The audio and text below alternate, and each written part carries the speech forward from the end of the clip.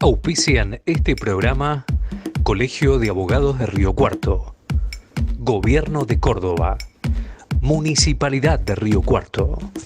¿Qué tal? Bienvenidos, muy buenas tardes. Está comenzando Sujetos de Derecho. Hoy vamos a estar hablando con Maite Mompó, que es directora de la campaña Stop Ecocidio España y coordinadora para las Américas, una de las voces más relevantes de la causa que busca a través de su campaña definir el ecocidio y darle una figura penal. También vamos a estar dialogando con el periodista Ricardo Canaletti de su último libro. Quédate, esto es Sujetos de Derecho. Bienvenidos. ¿Cómo se hace para construir una impunidad? Con acciones y con silencios. Los derechos humanos son el corazón filosófico y jurídico de nuestra Constitución. Las reformas judiciales tienen que estar rodeadas de una gran legitimidad. Las restricciones no pueden importar la suspensión total de derechos. Stop Ecocidio es una fundación creada por la abogada británica Polly Higgins para buscar un marco legal que permita condenar los daños masivos y sistemáticos contra la naturaleza. Tras su fallecimiento en 2019, la fundación tomó fuerza y logró que se redefiniera jurídicamente el ecocidio. Maite Mompó, directora de la campaña Stop Ecocidio España y coordinadora para las Américas, es una de las voces más relevantes de la causa. Bueno, tenemos la posibilidad, un gusto, un placer para nosotros de estar con Maite Mompó, que es directora de Stop Ecocidio, coordinadora para América Latina, activista, portavoz de Protectores de la Tierra. Maite, gracias por el tiempo, por la comunicación desde España. Un gusto, un placer para nosotros. Hola, muchas gracias a vosotros por invitarme al programa. Por favor, para nosotros un gran placer saber que están trabajando, bueno, con frenar el tema del ecocidio. Lo vamos a definir en minutos nada más.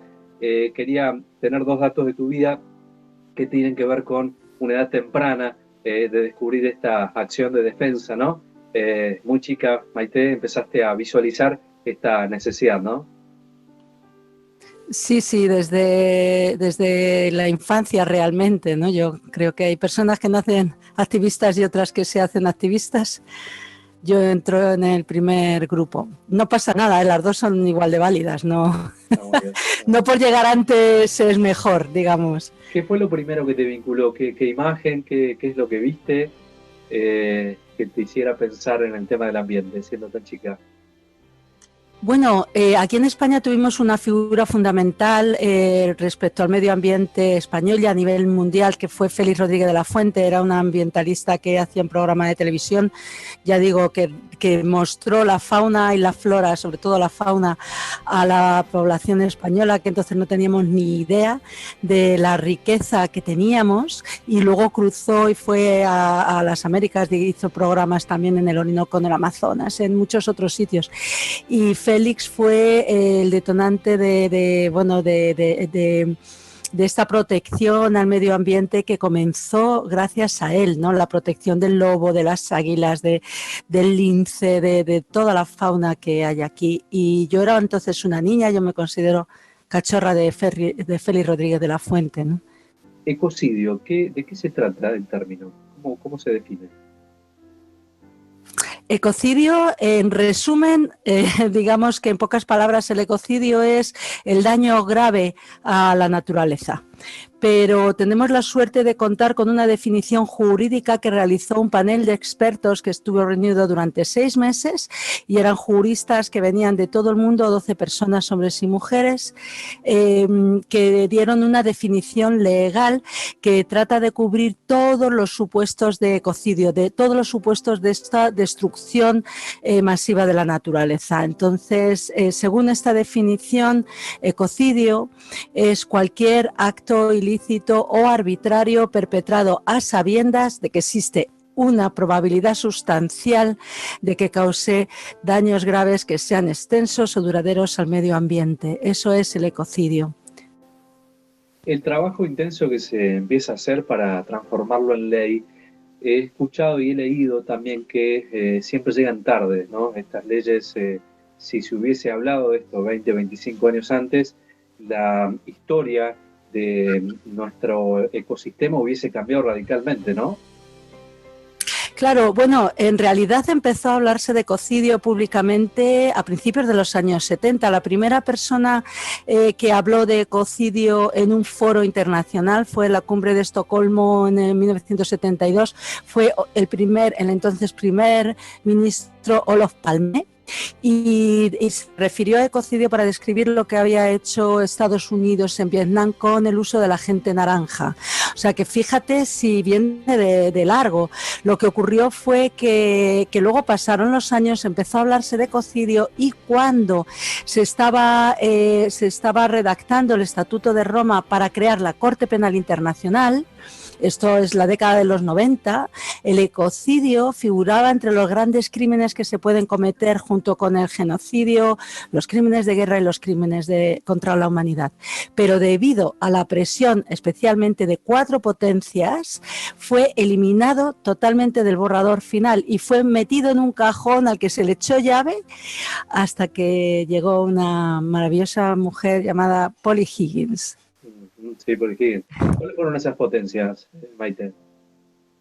Pues estas potencias fueron Estados Unidos, el Reino Unido, Francia y Holanda.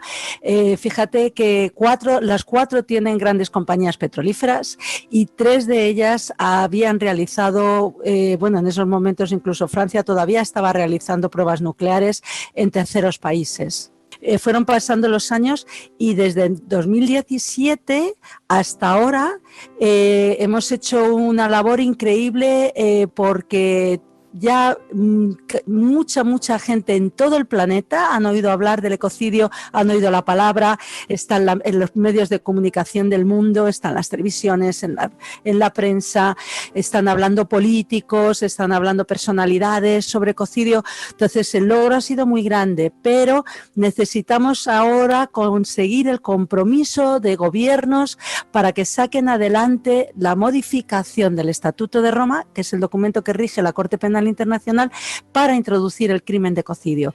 Hemos avanzado muchísimo, ya tenemos una definición legal y ya tenemos a muchas personalidades que apoyan la creación del crimen de ecocidio, pero necesitamos un poco más de tiempo. Nos vamos a la pausa comercial. A la vuelta seguimos hablando con Maite Monpó sobre esta problemática mundial. Ya veremos.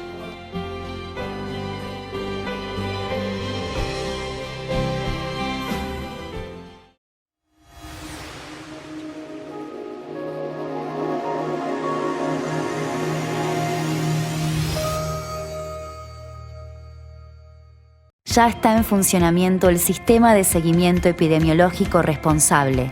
Quienes tomen conocimiento del ingreso de personas al Gran Río Cuarto desde otras provincias o desde las zonas de Córdoba con riesgo sanitario pueden informar su presencia llamando gratis al 0800-444-5454 de lunes a viernes de 8 a 20 horas o llenar el formulario en la web riocuarto.gov.ar. La información puede ser aportada por las empresas que necesiten el arribo de transportes con mercaderías e insumos o necesiten trasladar personal técnico esencial para efectuar diversos trabajos. Los vecinos también pueden cargar los datos sobre la presencia de familiares o terceros que por cualquier motivo permanezcan en la ciudad.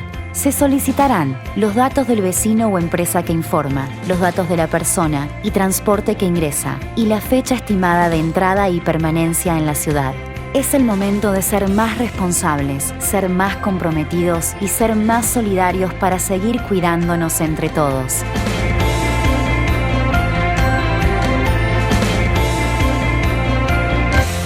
Gobierno de Río Cuarto.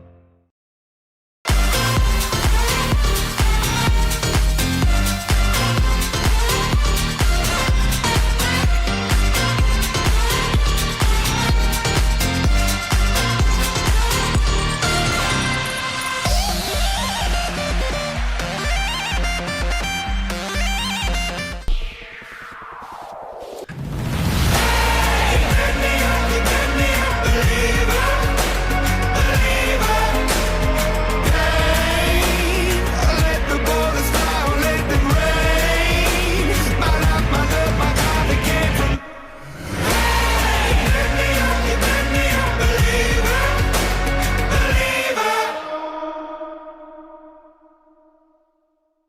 En Bayer, el futuro de la agricultura lo hacemos juntos y lo hacemos con innovación, sustentabilidad y transformación digital en beneficio de los productores, de los consumidores y del medio ambiente. Bayer, ciencia para una vida mejor. Presente para incentivar la agricultura familiar. El Gobierno de Córdoba iniciará la distribución de los kits de semillas de la temporada primavera-verano en el marco del programa La Huerta en tu Hogar. Tras finalizar la etapa de inscripción, la entrega de los kits se realizará por regiones, llegando a distintos puntos de la provincia. Los beneficiarios recibirán un mensaje indicando lugar, día y hora para retirarlos. La Huerta en tu Hogar incentiva la creación de espacios productivos, familiares y comunitarios. Quienes quieran sumarse pueden ingresar a agricultura.cba.gov.ar y seguir las novedades.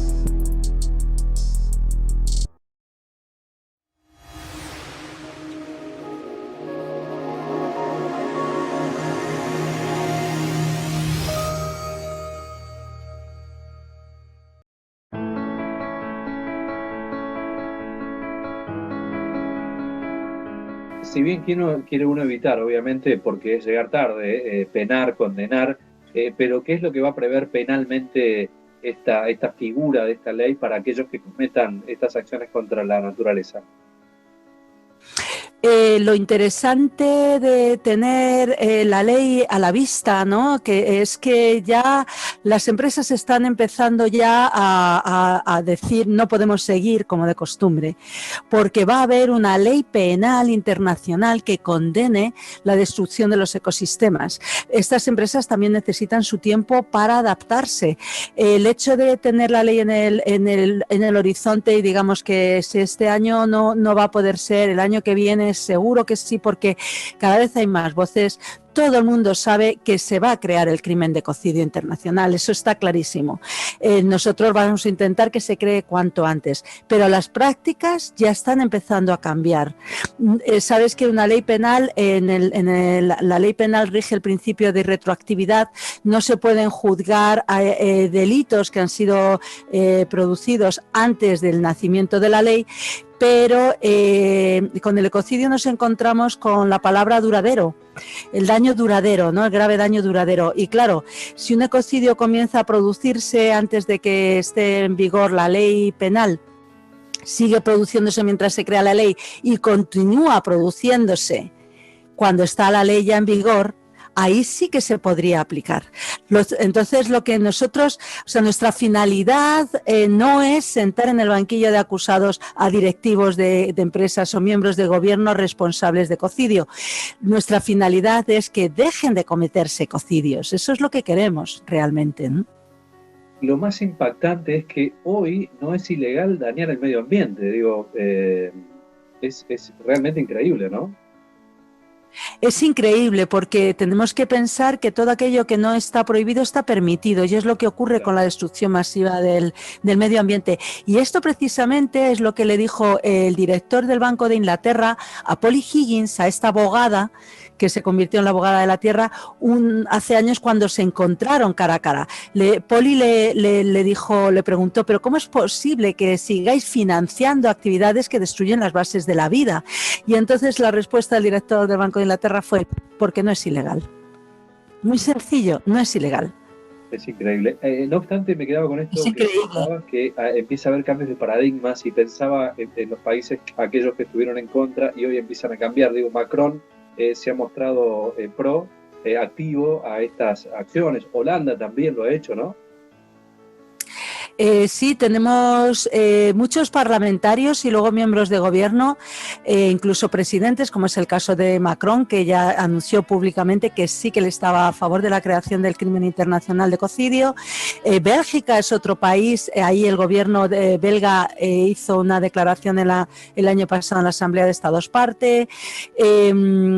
Están cambiando mucho las cosas. En el Reino Unido también se están presentando ahora proposiciones de ley para introducir el ecocidio en la ley nacional. O sea que ya digo que esto es un movimiento mundial y es imparable porque tenemos que acabar con esta destrucción, y cuanto antes llegue el momento que miremos para atrás y digamos, pero ¿cómo era posible que estuviéramos permitiendo esta destrucción? ¿Cómo era posible que lo permitiéramos? Ese momento tiene que estar aquí cuanto antes. Claro.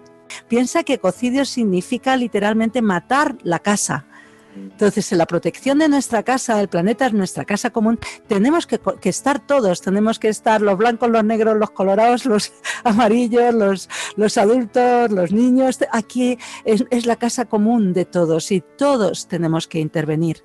Entonces, desde Stop Ecocidio lo que proponemos es la creación de una ley arriba, porque una vez que se crea arriba se extenderá por todo el planeta.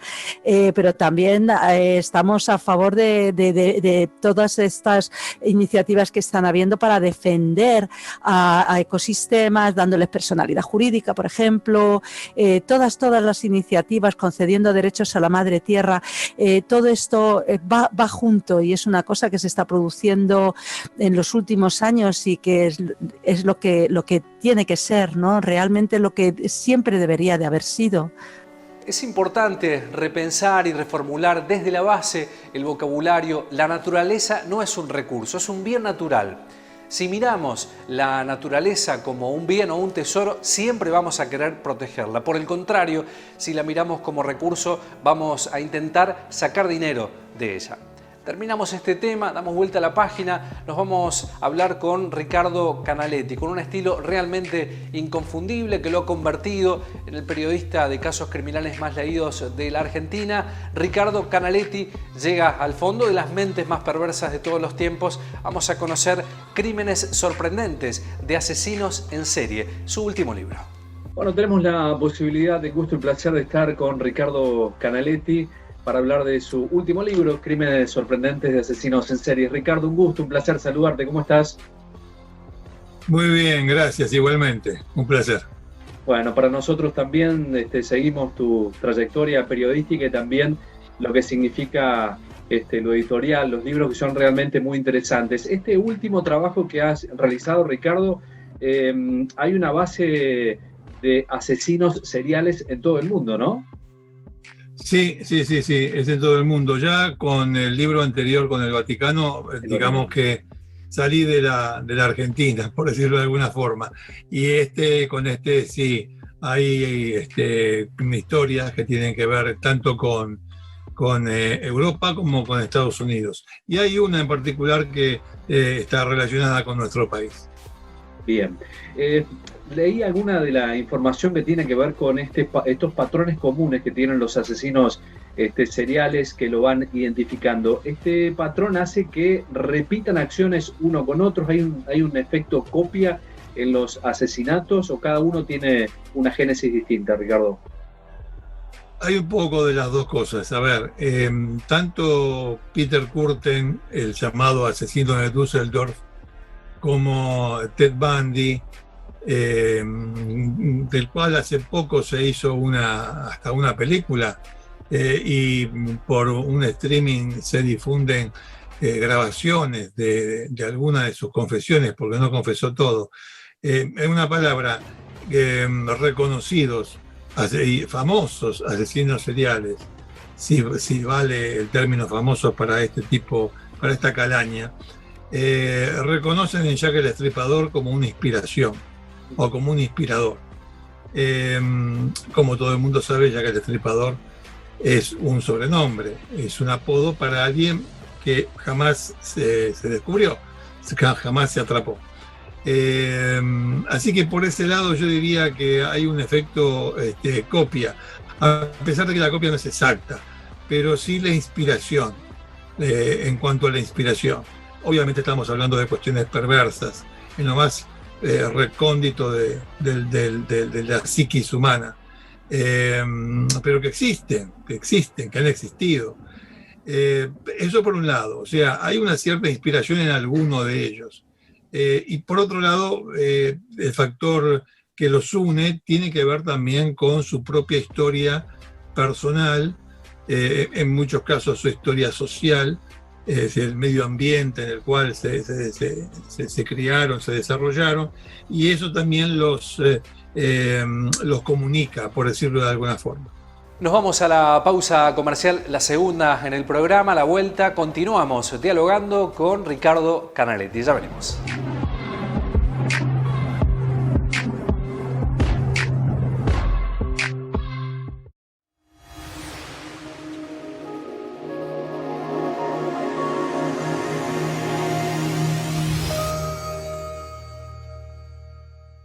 Ya está en funcionamiento el sistema de seguimiento epidemiológico responsable.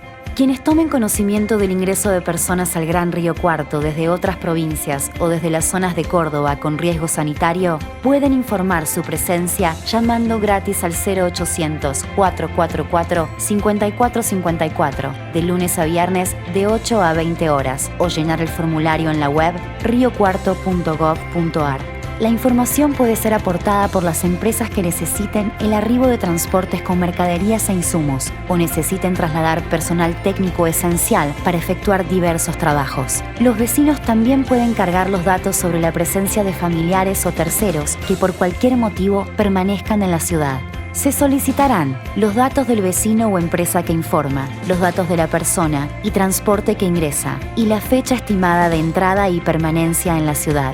Es el momento de ser más responsables, ser más comprometidos y ser más solidarios para seguir cuidándonos entre todos.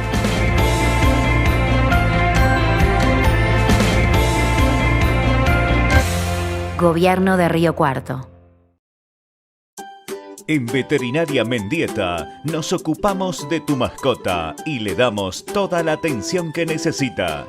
Clínica, accesorios, peluquería, alimentos balanceados, ecografías.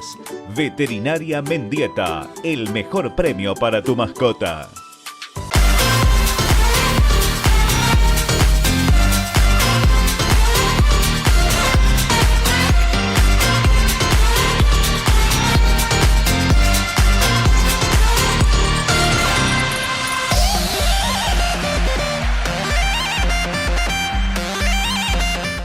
En Bayer, el futuro de la agricultura lo hacemos juntos y lo hacemos con innovación, sustentabilidad y transformación digital en beneficio de los productores, de los consumidores y del medio ambiente. Bayer, ciencia para una vida mejor. Presente para empujar la producción y el empleo de los cordobeses. El gobernador Juan Schiaretti habilitó el Parque Industrial de Justiniano Posse, el número 34 de la provincia, con 12 industrias instaladas que ya generaron 300 puestos de trabajo y generarán 150 más. Una verdadera política para el empleo, la producción, la articulación de lo público y lo privado y el desarrollo regional y agropecuario. Gobierno de la provincia de Córdoba.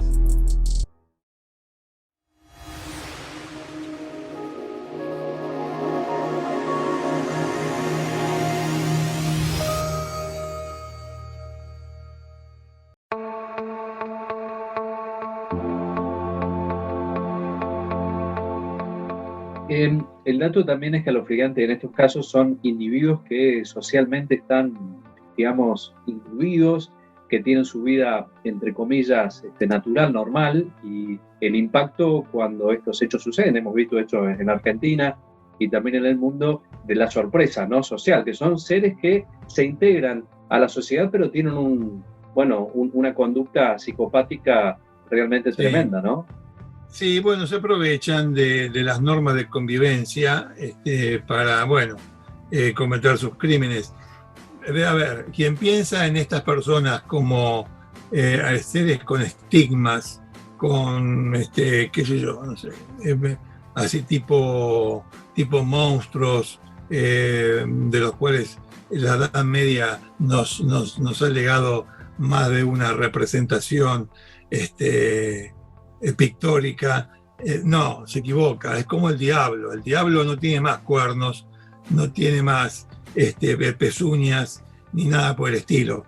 El diablo se viste con saco y corbata y camina por la calle, y nadie se da cuenta de absolutamente nada, pasa desapercibido. Estas personas también, sea la patología que fuese, la que tuvieran, pasan desapercibido. pero bueno, eso lo hace mucho más difícil identificarlos y atraparlos. De ahí tal vez la cantidad de casos que tienen, que se suelen atribuir a estas personas. En realidad, el tema de la cantidad de casos es también relativo, porque se ha considerado, y la consideración es puramente periodística, vos me vas a decir, bueno, puede tener algún componente criminológico. Tal vez, pero es puramente, es decir, es esencialmente, no puramente, esencialmente periodística. El hecho de considerar asesino serial a quien comete más de 2 crímenes iguales. Bueno, nada, es una cosa que queda entre nosotros, los criminólogos no lo consideran tanto así, pero lo cierto es eso. No son seres que tengan estigmas, en consecuencia pasan desapercibidos y bueno, eso les permite muchas veces zafar de la autoridad y seguir cometiendo sus crímenes, ¿no? Hay uno de los datos que vos relatás, que aquel hombre que hace desaparecer a 100 niños en los Estados Unidos, uno de los casos que contás en tu libro, ¿no?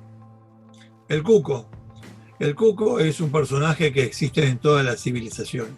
En España hay varios cucos, cada ciudad tiene el suyo. En Italia lo mismo, en Alemania lo mismo, en Estados Unidos también, en Argentina, claro. Bueno, entonces, en Gran Bretaña. Yo elegí uno de los cucos. Yo elegí uno que me pareció sorprendente, porque siguiendo la serie de crímenes sorprendentes, ¿qué es lo que hace diferente?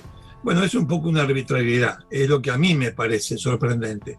Tal vez a otros no tanto, o tal vez la mayoría esté de acuerdo conmigo.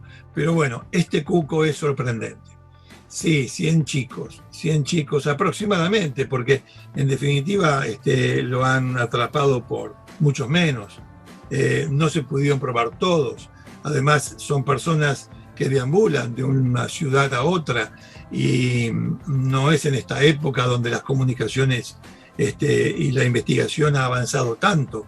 Han ocurrido estos hechos en épocas en las que comunicarse era muy difícil y las policías intercambiarse información mucho más difícil todavía.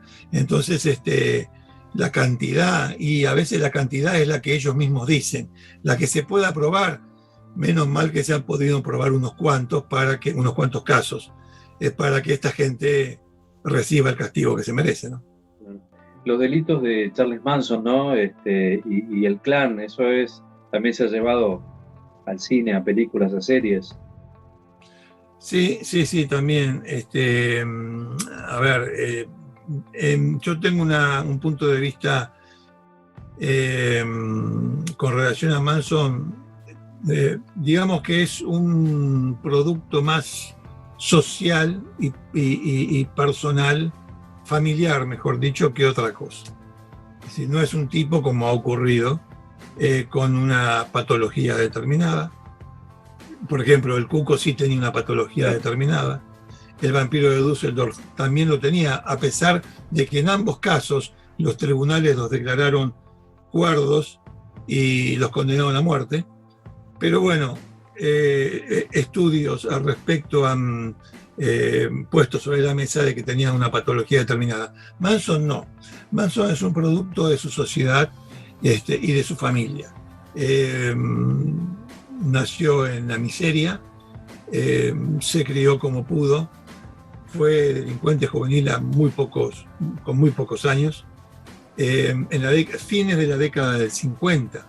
O sea, él no conocía el movimiento hippie, lo conoció cuando después de estar, no quiero ser impreciso, pero más de 10 años, vamos a decir así, no tengo la cifra exacta, pero más de 10 años en prisión, salió a mediados de los años 60, un poquito más, sobre la segunda mitad de los años 60, y se encontró con todo ese movimiento cultural y social, y lo que hizo fue aprovecharse.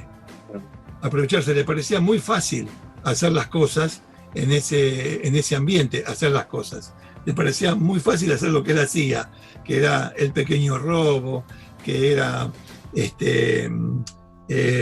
dejar de pagar por sexo, y entendió rápidamente de qué manera se podía captar a una legión de muchachas y muchachos que en su enorme mayoría habían escapado de su casa, no estaban conformes con su familia y estaban allí, en la vida, hasta que los encontró Manson. Ricardo, ¿cómo generás la elaboración de tus libros? Son detalles minuciosos los que contás y lleva tiempo la reconstrucción. ¿En qué momento de tu vida decidiste ir por este lado y empezar a trabajar tan minuciosamente, porque es un trabajo realmente artesanal de reconstrucción, cada relato? Bueno, te agradezco, te agradezco porque, bueno, sí, es algo que me preguntan, que no me preguntan normalmente, y es así, a veces los detalles son muy importantes y explican muchas cosas, más allá de, no sé, qué sé yo, la mirada general que se le pueda dar al tema. A veces la explicación, la luz que te permite entender cómo es posible que hombres como estos pudieran cometer los hechos que cometieron, bueno, a veces es un detalle, o es una suma de detalles. Tal vez sea por mi formación periodística. Claro. Qué sé yo, a mí, yo puedo decir que tuve grandes maestros en la gráfica y que me enseñaron a valorar los detalles. Nunca voy a olvidar una crónica hecha por un gran periodista, de los periodistas que cuando van teniendo más experiencia y más años, no se quedan sentados en la redacción, sino que siguen saliendo, de ese tipo de periodistas, que comenzó una crónica de robo a un banco, diciendo que había un hombre caído en la esquina del banco, que todavía aferraba en su mano un fajo de billetes. Empezó por un hecho que normalmente, digo normalmente, uno lee en las crónicas por la mitad o como un detalle o como una cosa al pasar. Bueno, él comenzó la crónica por ahí y ya desde ahí me atrapó. Un hombre que muere, un ladrón obviamente, con un fajo de billete aún aferrado en su mano. No sé, como que tiene algo como aquel cuento, un cuento de Borges. Borges en definitiva también era cronista policial. Sí. O de casos criminales, vamos a decir así, o de malevaje. Él hablaba de las balas que le silbaban al personaje en cuestión. Y bueno, uno se imagina la escena, balas que pasan cerca, balas que pican cerca, las balas le silbaban, y bueno, como que de ahí podés construir un mundo, como de este otro periodista González Toro, que comenzó escribiendo eso, el ladrón que se tiroteó con la policía y cayó en la esquina aferrando todavía ese fajo de billetes, ¿no? Los detalles, en fin, los detalles me parece que definen.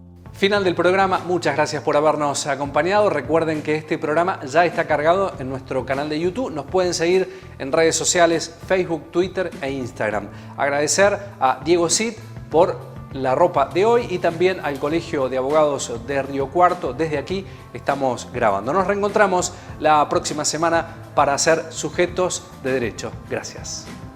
Auspician este programa Colegio de Abogados de Río Cuarto, Gobierno de Córdoba, Municipalidad de Río Cuarto.